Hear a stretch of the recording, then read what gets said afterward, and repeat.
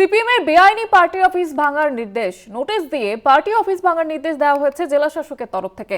পশ্চিম মেদিনীপুরের রানীচক এলাকার ঘটনা, স্থানীয় বাসিন্দা এবং কৃষকদের অভিযোগের পর এই সিদ্ধান্ত নেওয়া হয়েছে প্রশাসনের তরফ থেকে।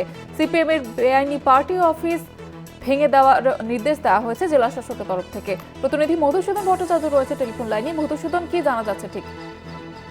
দেখো জয়িতা, পশ্চিম মেদিনীপুর জেলা দাসপুর 2 নম্বর ব্লকে যে রানীচক এলাকা, সেই রানীচক এলাকায় স্লুইস পোলের কাছেই একটি বাড়ি ছিল, যেটা সিপিআইএম এর বহুদিন ধরে বাড়ি ছিল, সেখানেই কার্যালয় ছিল। আর সেই কার্যালয় কিন্তু গতবারের যে বন্যা, সেই বন্যার পরেই ভেঙে যায়। আর তারপরেই কিন্তু সিপিআইএম এর কর্মকর্তারা তারা কিন্তু সম্পূর্ণভাবে কংক্রিটের একটি তারা বাড়ি নির্মাণ করেন। আর তারপরেই ওই যে স্লুইস পোল, আর ওই স্লুইস পোলের নিকট যে কংক্রিটের যে বাড়ি নির্মাণ হয়েছে, ওই নির্মাণ কিন্তু এটা ভেঙে ফেলার নির্দেশ দেওয়া হয়েছে জেলা প্রশাসনের পক্ষ থেকে।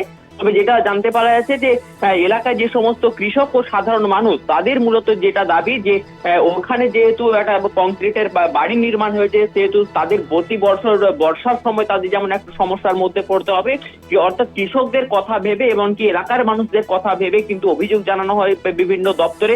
আর সেই অভিযোগের পরেই কিন্তু জেলা প্রশাসনের পক্ষ থেকে সিপিআইএম এর যে অবৈধভাবে যে নির্মাণ, সেই নির্মাণ কিন্তু ইতিমধ্যে কিন্তু ভেঙে ফেলার একটা নির্দেশ দেওয়া হয়েছে। তবে সিপিআইএম কর্মকর্তারা তারা কিন্তু যেটা জানাচ্ছেন যে তাদের কাছে এখনো পর্যন্ত এমন নোটিশ তারা কিন্তু এখনো পর্যন্ত পায়নি। তবে তারা বলছেন যে বহুদিন ধরে কিন্তু ওখানে কার্যালয় ছিল, মাটির কার্যালয়, সেই মাটির কার্যালয় ভেঙে পড়ার পরেই কিন্তু তারা পুনরায় বিভিন্ন জায়গায় চাঁদা করে আবার কারো কাছে সহযোগিতা নেবার পরেই কিন্তু এই কংক্রিটের বাড়ি নির্মাণ করেছেন, সেখানে শুধুমাত্র বসার জন্য।